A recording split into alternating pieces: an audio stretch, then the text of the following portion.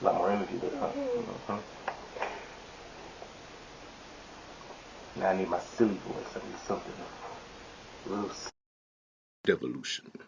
It is the year 2051, and as the human race corrupts its only planet, global warming becomes a reality, not a prediction. The world as we know it ages closer and closer to its end. The days before Jesus' return are closing in at a rapid pace, and suddenly, God throws a pebble into the lake we call science and sends groundbreaking ripples through our established understanding.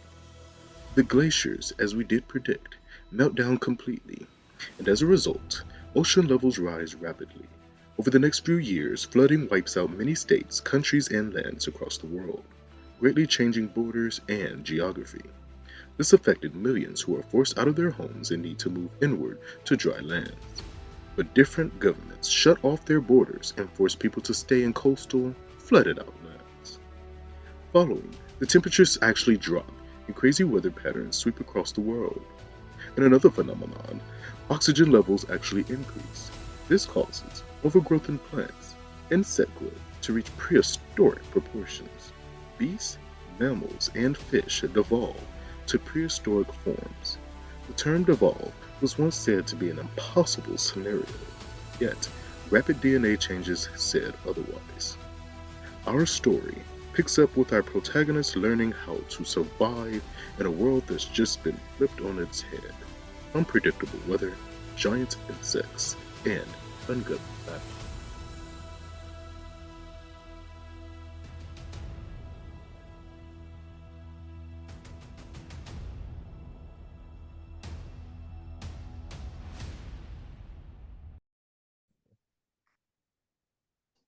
There we go.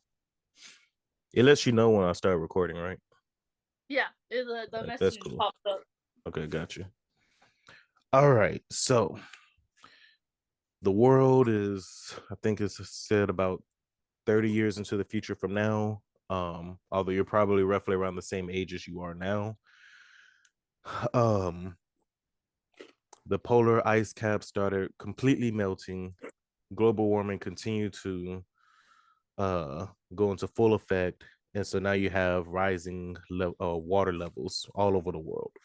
America, all their coastal states became unlivable as the states slowly but surely, wasn't in one day, but slowly but surely just started flooding out. A lot of houses were underwater within 2 years, buildings and things like that. Yourself, you took shelter. I believe at one point you say you was like hiding at a house or an apartment, but eventually you found a building, like a skyscraper building downtown. You took over that whole thing, basically, that became yours. Bugs begin to increase in their sizes.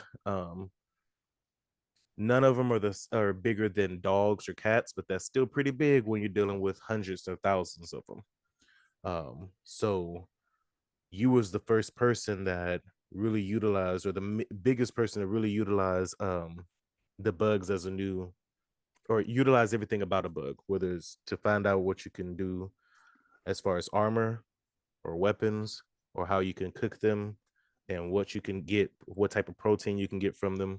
So a lot of people started going to you. A lot of people started going to you because they knew you was the, for all intents and purposes, the bug lady.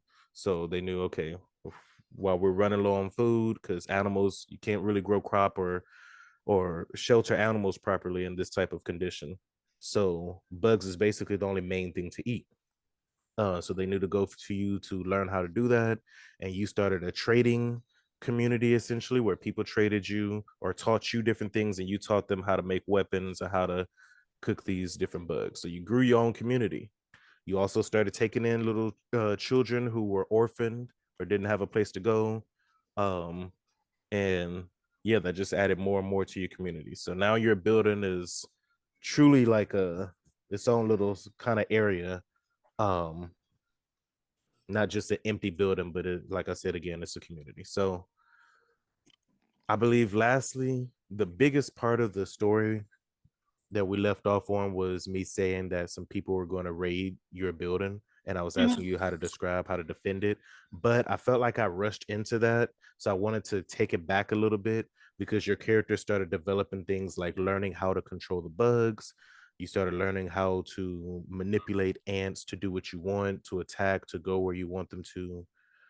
I think last you said you dabbled with how to control wasp versus bees. And so what I wanted to do was I went back kind of quote unquote in time and was trying to play out an event with you on when you first got wasp, as well as that will give you a practice on how you deal with your ants. So the small scenario there was that you were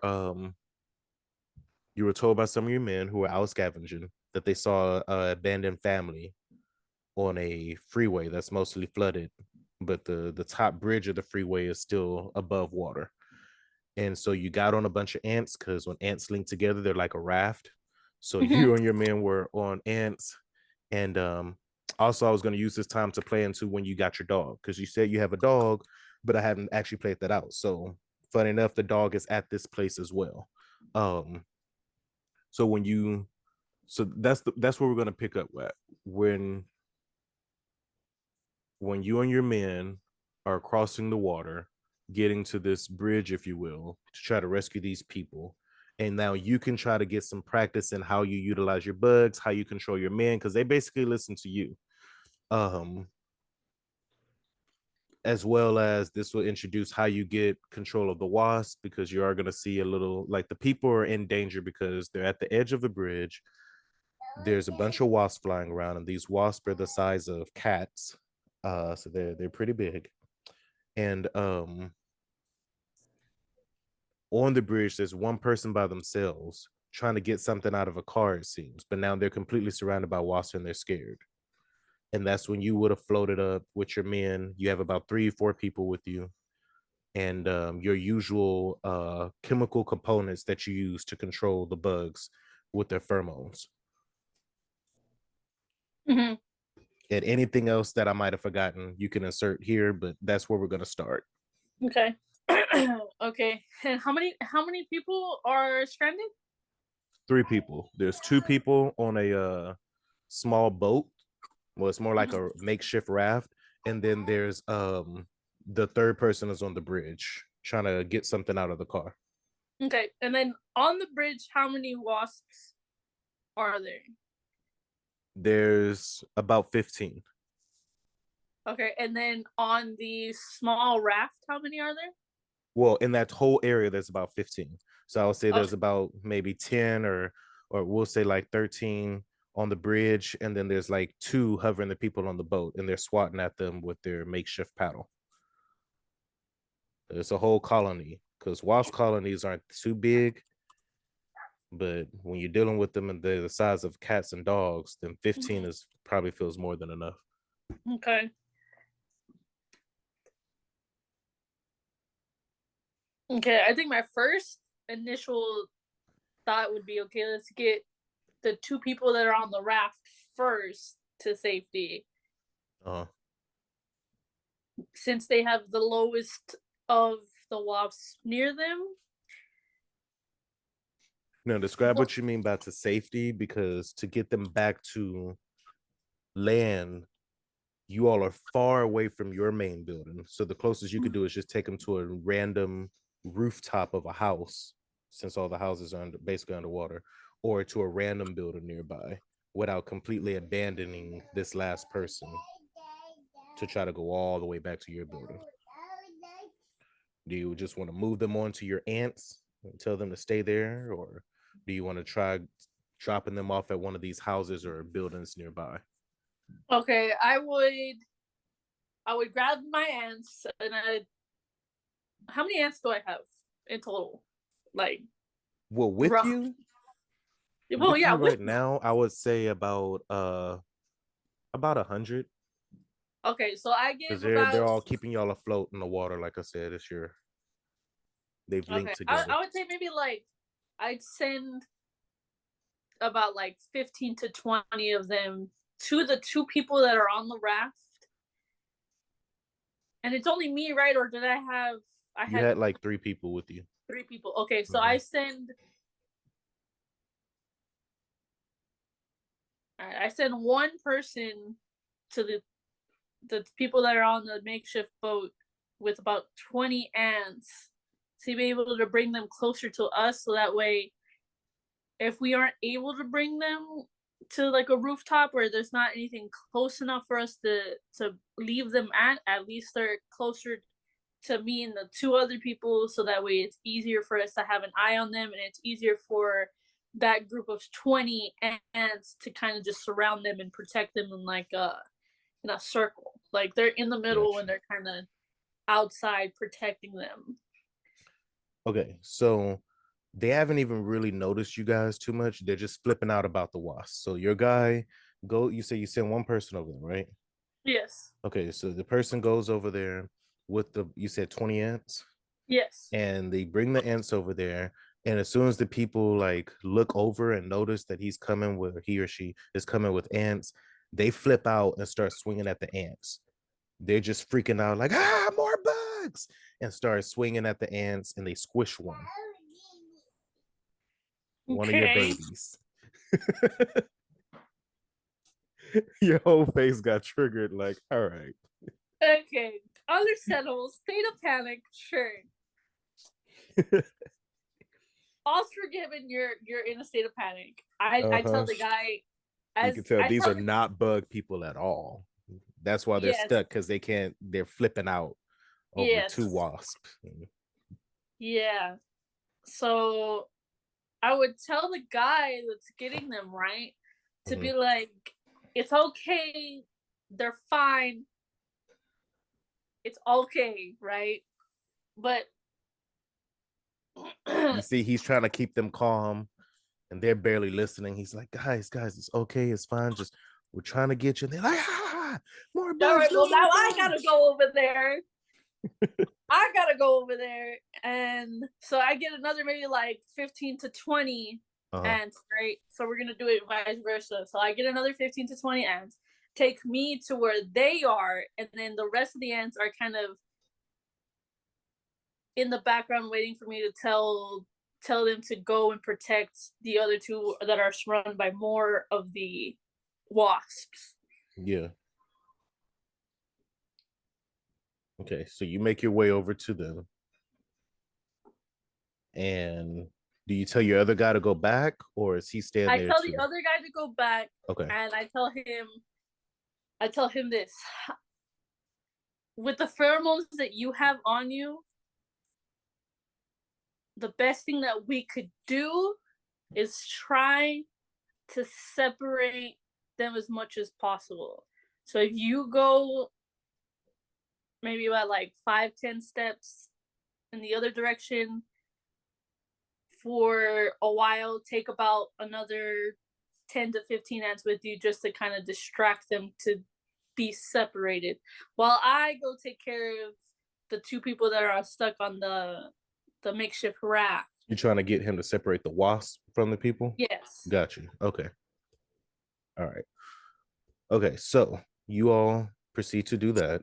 You get to the people on the raft. He's using his pheromones to draw the attention of the wasp over to where he's at. He's now on the bridge, because that's where their boat was kind of basically crashed against the bridge. So the guy is on the bridge and has attracted the wasp away from the people. So now you can just talk to the people. Now, how do you convince them to trust themselves on a boat of ants? I bring my favorite ant, Jimmy, and be like, guys, it's okay. This is Jimmy. Jimmy, do it. Go in a circle. He goes in a circle. Yeah. Jimmy's great. I understand that you're in a state of panic, and I understand that you are trying to get out of here, but please trust me. Let me tell you personally, I have control of these ants. They're not going to do anything to you. I promise. I forgive you for squishing my other one, but we're not going to get into that right now. I'm trying to save your lives.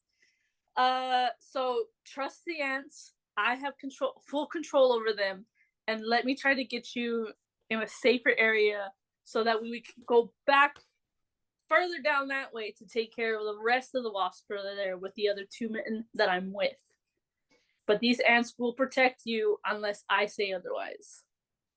All right, so they get They proceed to just get a lot calmer, relaxed, and they listen to what you're saying. And they're like, yes, just please help our friend. She saw a dog in that car and she's trying to rescue the dog. And we told her just leave it alone. But she really believes that all animals should be rescued. And we couldn't go up there with her. Do you see how many bugs there are?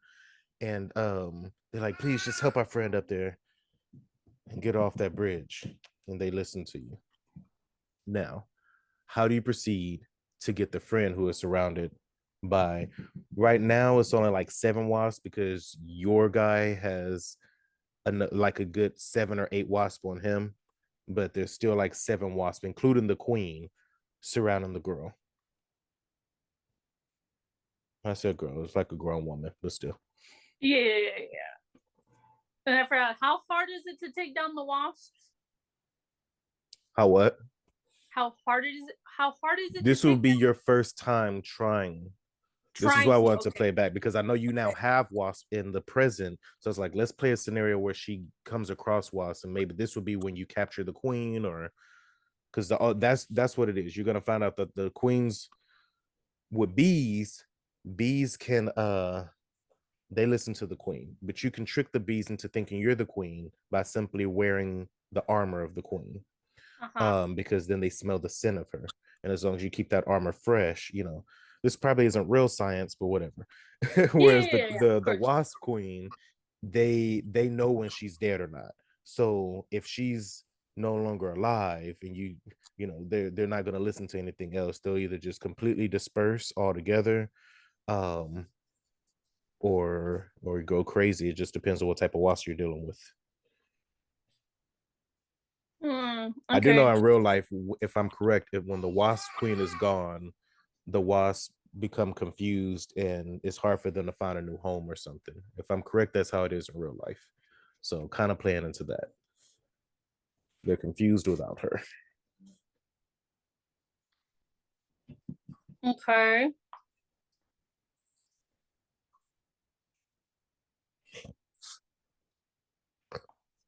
So I would say that my main focus as of now is somehow trying to trick the queen and not being on the car with the girl in it, or at least distract her long enough to get the girl and the dog out with the guy that I'm with.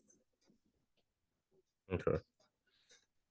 So also we'll say for the pheromones, because I don't think we've ever gone over them in detail, but we'll say right now you have pheromones that most bugs can put them to sleep, and you have pheromones that of course trigger them to attack, as well as pheromones on where it puts them in that searching mindset where they're just searching and looking for something. That's what you use to direct them on where to go. So you could kind of utilize those maybe and see what they do and what effect they have on the wasp. And if you could think of any other ones, then that's fine. But those are the 3 I'll say off rip that you would have already made. So sleep. What else? Sleep, attack, and direct. And direct. Yeah. Okay. Because I know most bugs, they go off of different pheromones that let them know when to do those things. Okay, sleep, attack, direct. Okay, so my initial plan is I have to get them all at once because the dude has 7 of them on him. Yeah. You still have 2 other people with you that are your own people. So I would tell the second person who doesn't have the wasp on him, I need you at least to get another 7 on you. Take this sleeping one, but what I need you to do is go towards the guy that already has 7 on him, so that way the queen is just on us. And if I can manage to get the queen's attention to try and activate my sleep pheromone, I think would be in the clear. Okay. All right, cool. So we'll say that the next person is a woman. She listens to you. She's like, okay, I got you. She takes the pheromones. You tell her. She attracts the other 7 away, and I'm giving you basically a clear opening on the bridge. The wasps are just hovering both of your other two people. They're not stinging them or anything. They're pretty relaxed. But they are basically like, it is a delicate situation because if anything was to startle these wasps, both of your two people, the man and woman, will probably get stung up and die because they're basically covered in wasps. Each got 7 on them. But it seems to be a calm situation. So you have a clear opening where you're able to start crossing the bridge, and you get closer, and just like you heard the dog behind you barking, that's what you hear. You hear a little barking inside the car, and you see the woman who was trying to free the dog. She gets up and she's like, "Thank you so much." And the first thing she does is start hitting the window, trying to break the window to get to the dog. No, what? I said that you get to the woman who the third person to be rescued, and as soon as you get over there, she stands up and she's like, "Thank you so much," and she starts hitting the window to free the dog, trying to break the window. And there's no other way for me to get this dog, like, at all. As you're trying to assess and see, you see that big queen wasp is still around. Okay, She's hitting the window, and okay, so if it's just the queen on us now, then I run further in the opposite direction, or at least kind of take enough to put enough space between me and the car so that the lady can get the dog out, but I cause enough of a distraction with my pheromones to give her enough time to get the dog and run. Okay, got you. And just, this is, I don't know if this is unnecessary detail or not, but I did want to point this out because I thought about this a long time ago. The dog, you could tell whoever left this dog here, for whatever reason, they felt like they had to leave the dog, but they tried to make the car a little home, because you see the entire front part of the car where your feet go is filled with nothing but dog food, and then the back part is filled with nothing but cat litter where it got used to pooping at. So this dog has been here for a while, but it looked like whoever left him here and abandoned him it hooked him up a little bit. So anyway, okay, so you start dealing with the queen, and you're saying, so you're running on the towards the other side of the bridge to lure the queen away. Okay. And then are you gonna use your sleep pheromone? Well, okay, so when I'm running at this point, if the queen is gonna follow me, I'll run to the other two people that I'm with, so that way at this point all of the wasps are on us, and then I can try to do the sleep pheromone. Gotcha. So that way, if I'm gonna get them, I can try to get as many, mainly the queen, because then they'll be kind of confused on why the queen is asleep. But the majority of them would be focused all in one center, and I can do the best that I can to sleep them all, or sleep mainly the queen, and at least like half of the ones that are there. Got you. Okay. All right. So you do that. You get the queen, and then the rest of the wasps they're pulling away and chasing after the queen, seeing what she's dealing with. They start surrounding themselves around you. And then you hear a window shatter. The girl is just broken through the window. And then I'm assuming that's when you would throw down the down the pheromone. And the whole area gets super gassy. And when it clears, you hear a lot of buzzing, just loud, vicious buzzing.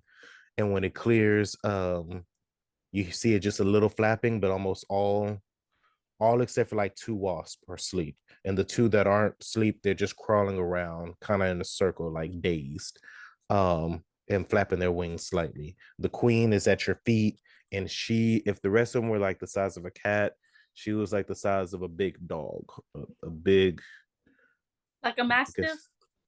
Yes. Okay. Yes, maybe a little smaller than a mastiff. Those are some big boogers. But okay. Yeah, but basically, yeah. The woman, you see that she got the dog. She's clearing off with your 2 people, the other man and woman, and they're getting her on the boat with the ants. What do you want to do now with the wasp at your feet? Do you want to take any with them? or do you want to just leave them there? Do you take the queen with you? You would also see, now that you have time to actually observe the bridge, you will see that under the cars, and a lot of the other cars on the bridge have been turned into it looks like cocoons, but it's really the wasp homes, the wasp nest. So they've built a lot of mud and stuff over the cars, and this bridge is where the wasps have been living. So that's probably how these people got attacked, because they crashed on the home of the wasp.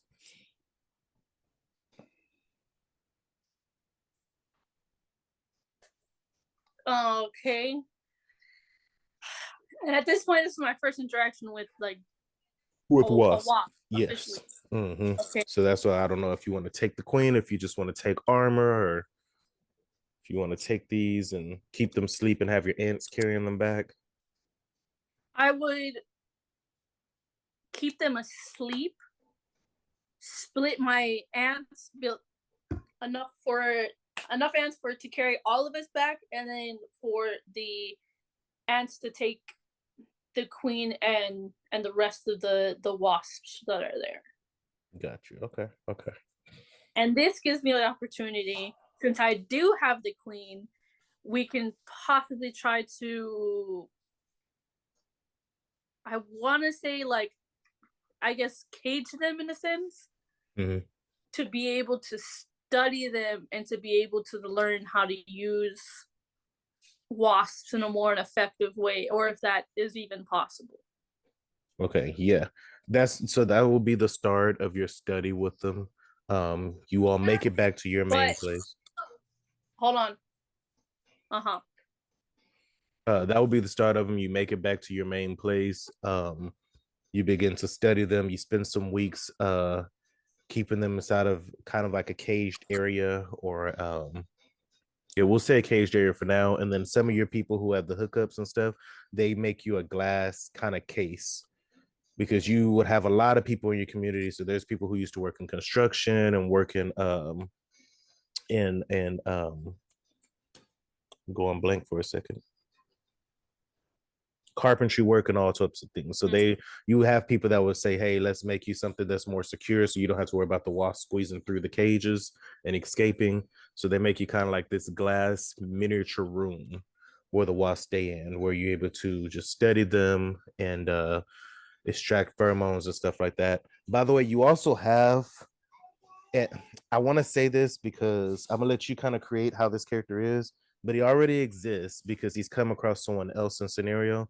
But it's someone who works with you, who's a bug fanatic. They work with you closely. You kind of introduced him into bugs, but now he's gone full crazy into it and loves studying them because he believes that he can create prosthetics with bug appendages. So he's a little bit daring, but he is somebody that you have kind of like a right hand kind of scientist, if you will, in this.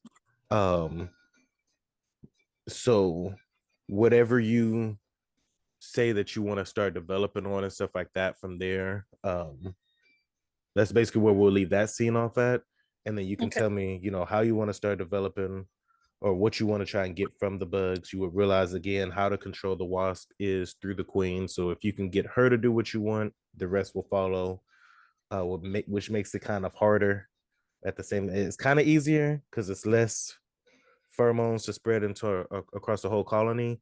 But then, like, she's very stubborn, so that's where it kind of gets harder. Is really trying to get her to do what you want, because the queen is worried about her own colony, not what some outsiders making her do. Let's see. Okay, so then this takes us to, fast forward another year later. How do you prepare for this fight that's going on? The situation was that there's some ravagers that are kind of just going around pillaging everything, taking what they want. They're their own group of people, and they have no problem killing people and taking everything. And people in your community have given you the heads up that they're about to hit your place. How would you organize your building and fortify it, or set up defenses so that when the people attack, you rallying your own community up as well as utilizing your bugs. How would you do so to fight off this attack? And the bugs that I have again are ants, bees, now and I'm wasps. assuming by now we're wasps. Yes, by now it's been a year later, so now you have a pretty good idea of how to control the wasp. I'll let you use creative liberties on how you would say that you controlled them. I don't know any other bugs that you could specify any other type of bugs you would have wanted to try to control, because I'm assuming all the other ones you just eat or use as armor. Like beetles, they move very slow, but they can crush things up pretty nasty. But I'm assuming you probably would just use those as armor, or I don't know if you'll want to keep them as a pet. That's fully on you. Spiders are very probably dangerous to keep as pets. But spiders are some of the biggest bugs, because whereas the rest of the bugs don't really grow past the size of like a cat or a dog, spiders are already big, so they grow depending on the spider, can grow to almost the size of a car. Okay, we can get to that. Let's handle the. Yeah, I just don't know what type of stuff you would have or what. Yeah, I mean, like off the rip, I would definitely want to try to get the beetles to be more of like, I guess, slower transportation for like heavy stuff, more like kind of like bulldozering, carrying big things, moving for like building projects, stuff like that. Oh, speaking of which, you would have also seen that ants,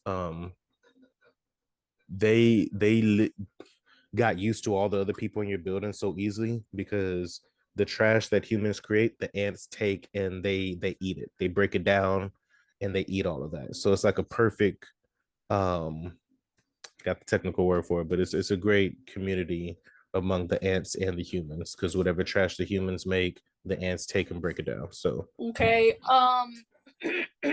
I'd give out teams, so like team B, team ants, team wasps, and everyone has all three of the pheromones that we've created so far, as a just in case if anything happens.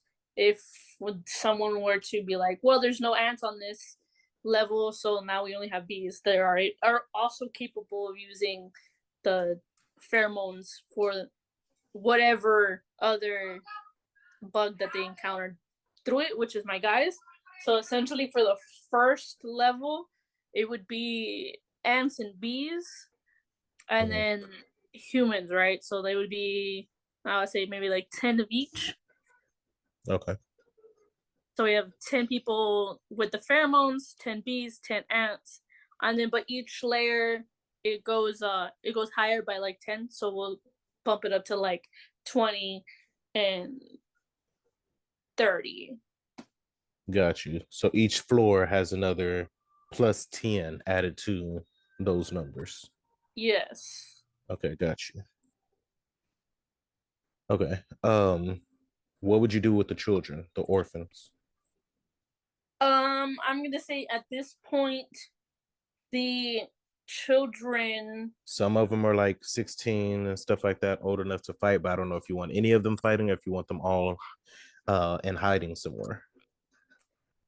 So these are some savage individuals.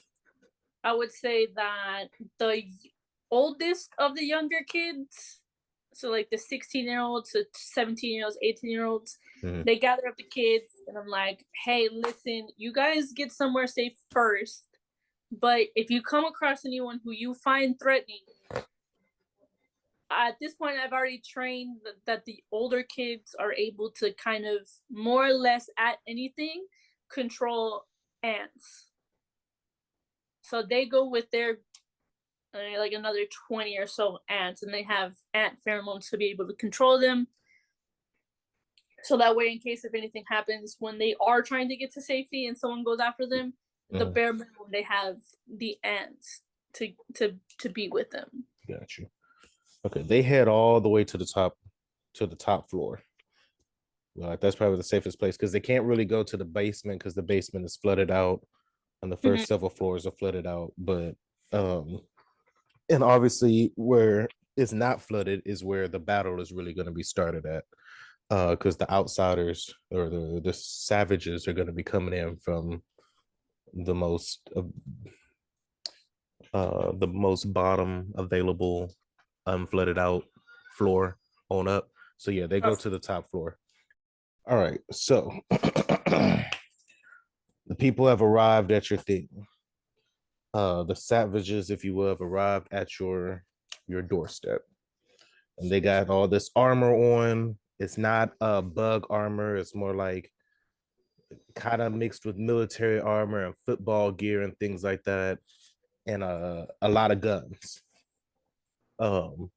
And some clubs and bats with barbed wire wrapped around. They look like they're about to go into a zombie apocalypse. Like they got the wrong doomsday memo. Okay. And they're yelling. They're just like, we're going to take this building and all your food and everything in it. Because that's how we are. We are freedom. And they just bust through the doors. And where are you placed? Are you on the front lines, or where exactly are you? I forgot we didn't ask. I didn't ask that. Honestly, I'm like on the third floor, right smack in the middle, in case they get through the first floor. Got you. Okay, so they bust through. You hear a lot of, hold on. You hear a lot of, come in, what's up?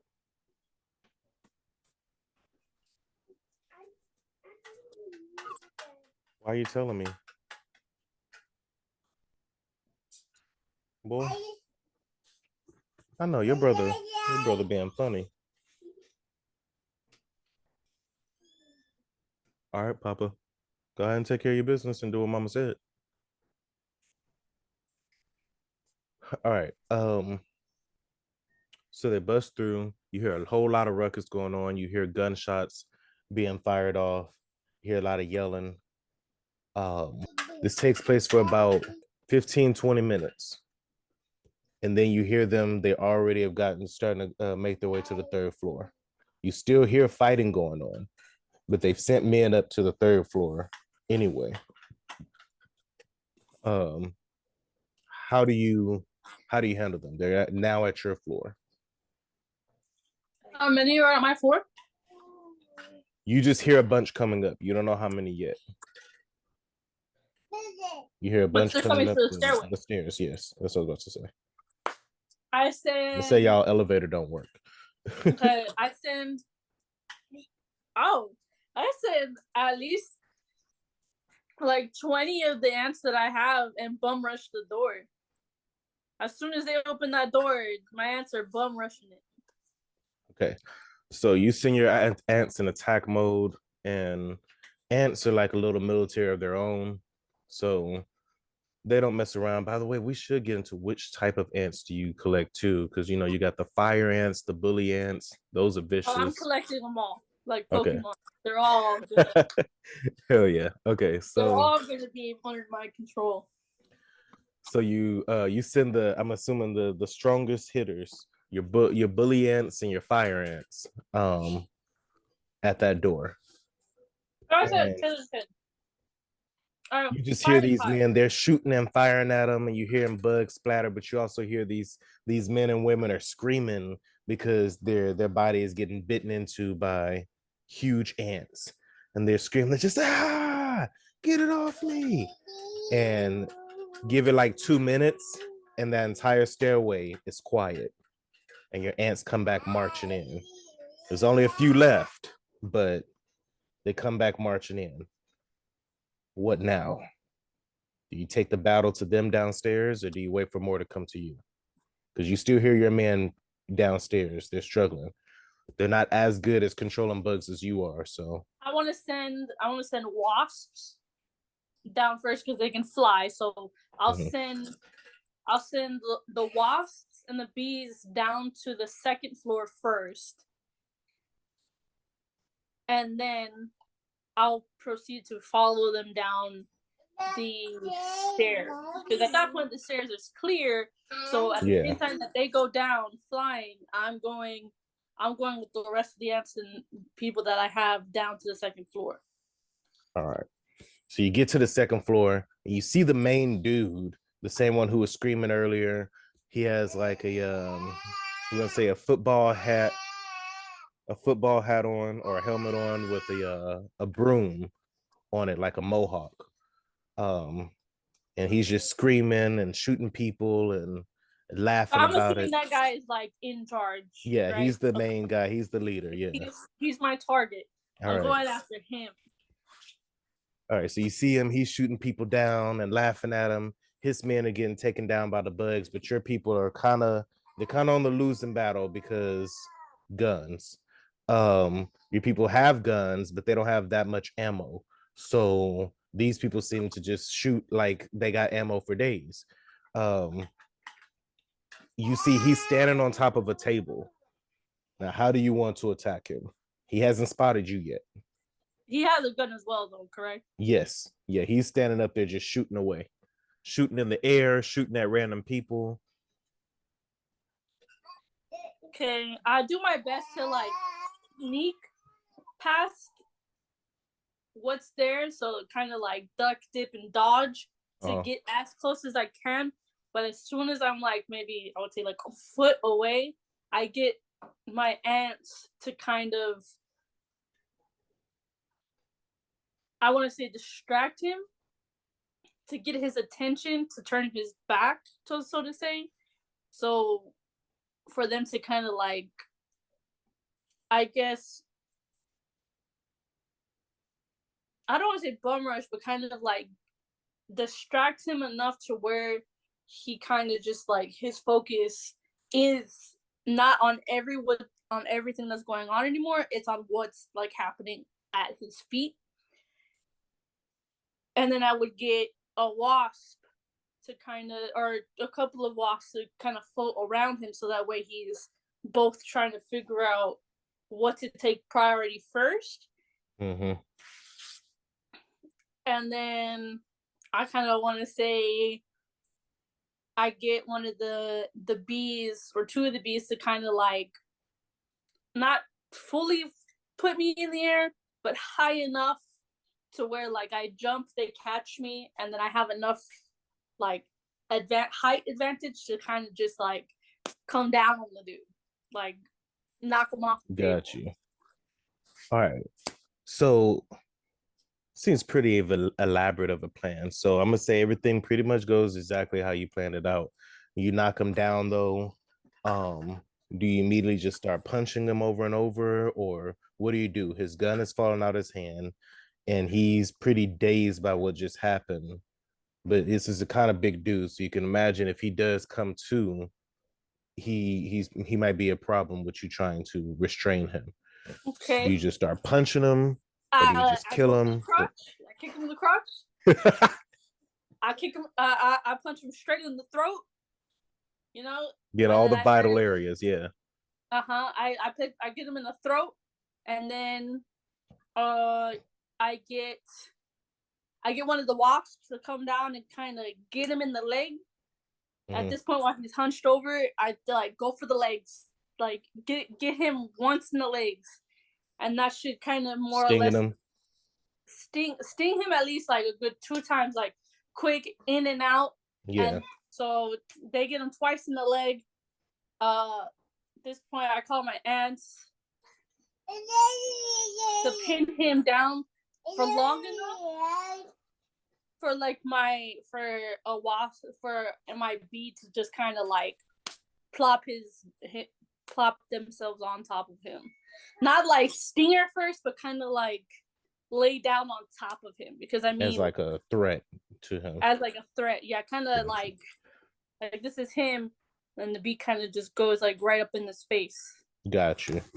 Okay, so he's laying there, he's screaming in pain from the wasp stings, and you see that through his pants, it's already swelling a huge boil that's bigger than your hand, on both the spots where he got stung at.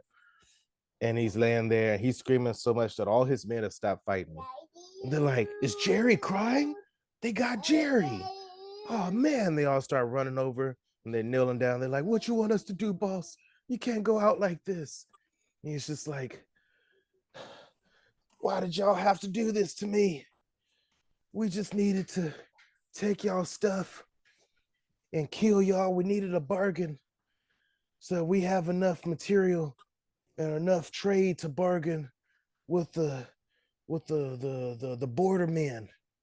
If we can get enough material to bargain with them, then they'll let us go into the more center states so we can get out of these flooded lands. We're just trying to be better people. Y'all didn't have to do this to us. That sounds like a personal problem. You could have just come up to me, had a conversation with me, but no, you wanted to bum rush me. This sounds like a personal issue for you, sir. We only killed a few of y'all's people. This hurts so bad. Make it stop. All right, Jerry, how about this? If you agree to calm your ass down, because right now you're at a 10 and I need you at a 1, I'll give you more or less the antidote for your leg and we'll help you get better. And we can have a civil conversation and help each other out. How about that, Jerry? And at the split second you think that you're gonna turn your back and backstab me, you're dead. Men, women, throw your weapons down. This crazy bug lady, she got me. I can't do this no more. She got me. Throw your weapons down. Listen to her. This stings. I need this out now. All right, so everybody, they drop their weapons. And your people, they all cheer. And Jerry, he kind of knocks out from the pain and the sting venom, if you will, from the wasp. So later you give him the kind of anecdote. He wakes up and he's much more cool and calm, and y'all begin to talk. He's just like, look, from my understanding, the borders have been locked down. We're all the outer states, we're all screwed. We got to be stuck here with this flooded water and this crappy living. And this ain't no way to live. So me and my people, we've had to become savages to live. It's a dog eat dog world out here. My understanding, though, if we get enough commerce, we can trade tickets, if you will, to start moving to the inner cities. Because the inner cities, they got flooding going on there too, but they're starting to make it better. They're starting to make it better. And the inner cities, we hear it's dry land. I ain't seen dry land in 2-3 years. So that's just kind of where we're at. Now, you all could join us and y'all could be some savages with us, and we can go pillage some other building. Because with your bug expertise and bug warfare, we could get enough money to get us all across into the inner cities. Well, that's the deal I'm ready to make with you. I let you live. You join my ranks, and we go. Sorry, you didn't let me live. I let you live. Okay, let's make that very clear. You know what, Jerry? Let me talk it over with my people and see what they want to do. But I don't guarantee you an answer today. So what am I supposed to do then? Just go back out there? No, you sit your ass here and you wait until I give you an answer. And until then, you put in the work that you need to. Are you going to feed me and my people? Are you going to feed us? We ain't ate in a few hours. We will feed you to the best of our ability, and we will, quote unquote, trade knowledge to you guys in order to move on from this, in order to come to an agreement with the people that I already have here, in order to see whether or not we decide to go about this our way or we agree with you and how you want to do it. All right. So you meet with your people and their thing is, yeah, mama, I hear you. Your people are just like, these guys, honestly, some of them are like, we should just straight kill them. Because if we let them go, they can come back and be an issue. We need to straight kill them. Some of your other people are just like, well, I don't think we should join them at all, but we could see what we can gather here and see if we can get our own tickets in the inner city and live better lives. And then some other people are just like, nah, I actually like the community we've built here, or that you, Jasmine, have built here. I'd rather just stay here. Because if we go in the inner city, we're gonna be in a whole new neighborhood. Yeah, that's your auntie. We're gonna be in a whole nother neighborhood, and we're not gonna know how those people are gonna be. I say we just stay here, and I kind of want to keep these men prisoners. We might not have to kill them, but we can keep them prisoners. Shoot, maybe even make them my slave labor. All valid concerns and opinions, but realistically, what we need to go over first is how much land do we have as of now? What are the risks that we're going to have to take? Because we also have children and orphans that we need to look after and prioritize our safety above anybody else. What are the benefits of us going to the mainlands other than it being dry land? What are we going to have to compromise to get that? Or what is our current situation as of now? Where even though that we are a community now, that means that we are also capable of doing this somewhere else, not just here.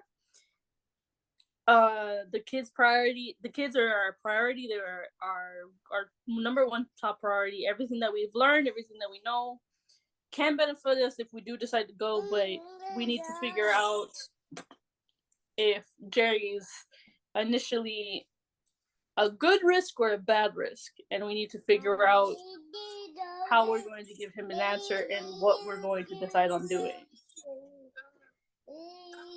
Gotcha. So they all kind of agree with you. They're like, yeah, the kids are the future of what we have built here. So you're right. So on that part, I'm gonna pause. Ultimately, you're gonna be the main decision maker there because everyone just looks up to you. So you can kind of ponder on that unless you already have an idea. I'll think about it. Yeah. So they'll give you a week because I'm gonna try and do these calls once a week. So give you a week to try and think of what you want to do in that situation. Is there anything else that you want to put in place before we wrap this session up? Just to tell Jerry that until we give you an answer, you will be a part of this community, but whatever we ask you to do, you do. You won't initially be labeled as a slave, but you will listen to my word is law. You and your men will listen to everything that I say, and you will do everything that I say. Yeah, he's not happy about that. He don't even say anything. He just kind of huffs and turns his head away. And remember, Jerry, you think of betraying me, you're dead. Yeah, he kind of mumbles under his breath. He's like, I'll let you live. All right. So, yeah, you would have to think. And anytime you have an idea throughout the week, you can text me the idea. Of course, we'll talk about it in the video, but if you have any idea you don't want to forget, you can text it to me and I'll write it down or whatever. But you have to think of, exactly how do you want to keep these people in control until you make your final decision. If your decision is to keep them a part of the community, how are you going to do that in a way to make sure that these savages, once human beings turn savages, you can turn them back to human beings, as well as the best decision, like you said, for your people, for all y'all's children and stuff like that. Okay, I'm gonna have to hand it real quick. My cousin's calling me. Okay, that's fine. That's a wrap though, but thank you very much for doing this. No problem.